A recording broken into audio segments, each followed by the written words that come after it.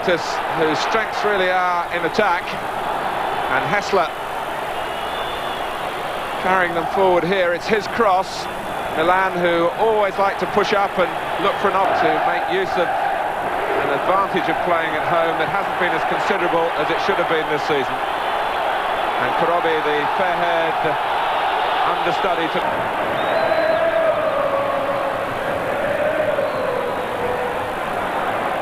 Demarque, because Massaro played a good forward ball for Gullit, who was in a good position to try the shot, but Demarque got the block in very, very good, and it was a good, intelligent block, because, as you saw, Gullit really timed that one well.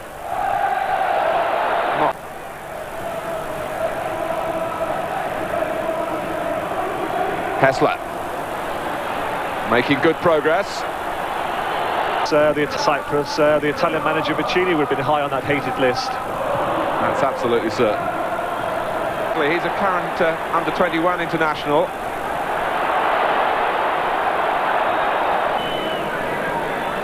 Bonetti with the throw.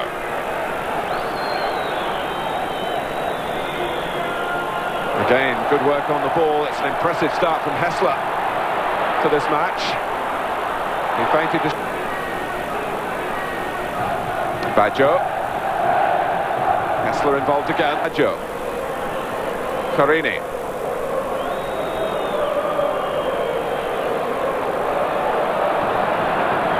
Hessler leaves them in his wake again. Baresi is so quick, he doesn't need to play the offside. He's having a lot of work to do with Juventus looking good. With 13 minutes gone, and to be frightened of coming to the San Siro stadium.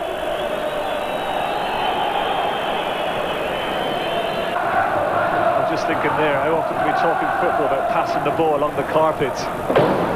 I mean, obviously the pitch is a slight improvement, but as you can see, it's very, very pushing out very, very quickly, and they just couldn't find the space needed. Yes, my Freddy, like Arrigo Sacchi, is gloomy about the style of football.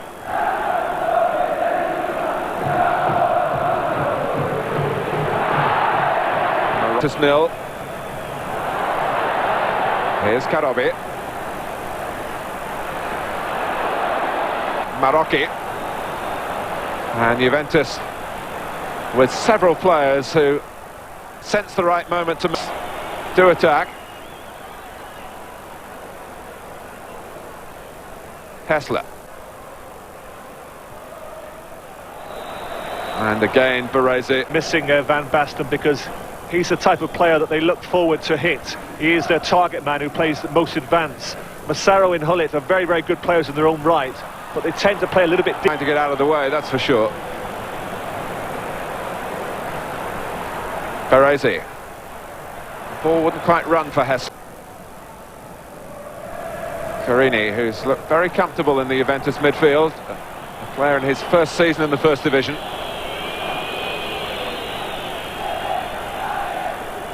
Hessler. Marocchi got the angle right to get it back to Hessler. Schilacci. There's so much promise for Juventus in the way they're constructing things in midfield, with Hessler leading the way. Milan had fallen into their own trap. If Juventus were to win today, incidentally, it would be their 1000th victory in the Italian First Division. They, of course, the then Juventus sweeper Tricella. Free kick to Juventus. Hessler trying to get round the outside. And he's forced a corner. Not settling for the easy in the first half.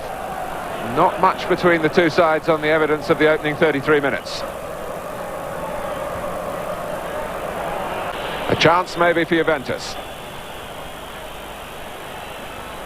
Bonetti's gone towards the near post if the cross arrives. You tend to associate Baggio, because of all his individual ability, as being an individualist, but...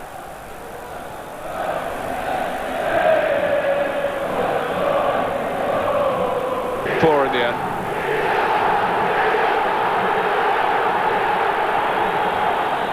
for much of the first period.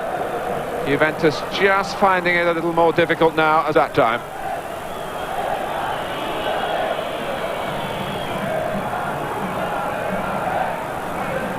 Hessler trying to finish the half the way that he started it, as a major influence.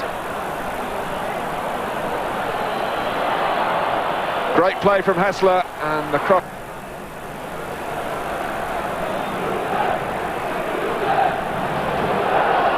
Costa Curta finding the ball dropping over him, and Thomas Hessler hoping to collect it. Slightly more attacking position. We mentioned first half that the midfield weren't really getting forward to support Masado and Gullit, and it appears now that Rijkaard is the man who's been asked to push forward into that area.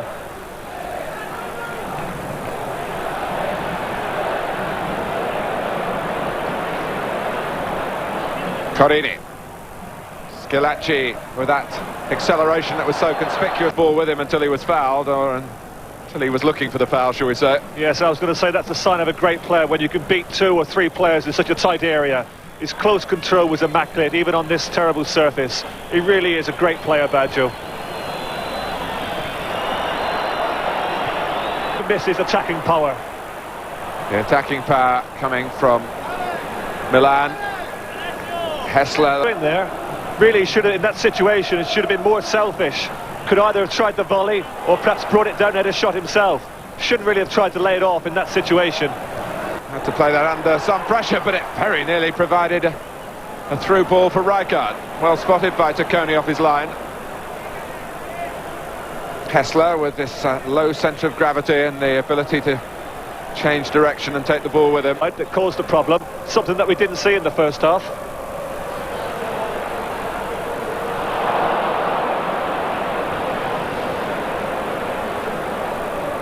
But the passing from Milan, as they pick their way through Juventus, who, to be fair again to them, they've now changed to hopefully be more. You might have thought he was offside.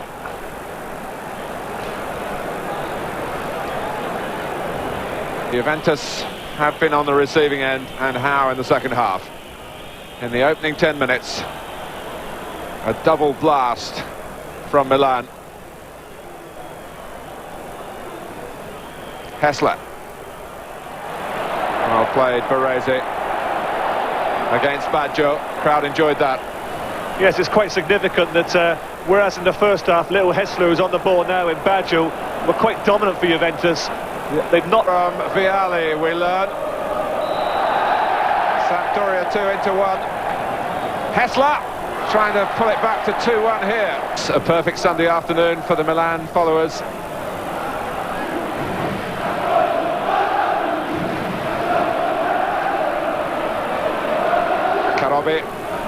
Oh, and 2 feet used by Hessler. Now, if Sampdoria can hang on to that lead, it would be quite an achievement, because we have to remember that in the first half... A game adorned by 2 wonderful goals. A volley from Carlo Ancelotti and a marvellously Dutch orchestrated goal, Frank Rijkaard, and Ruud Gullit the scorer. And Juventus still trying to locate the road back into the game for them, and they're running out of time.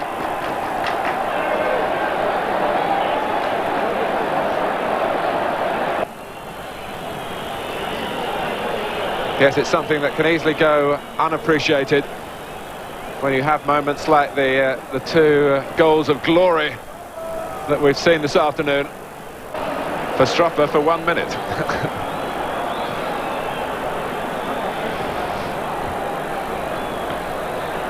Tactics aren't my greatest strength, but I think if Juventus were to score here, they might stop Milan going above them. They wouldn't win the game,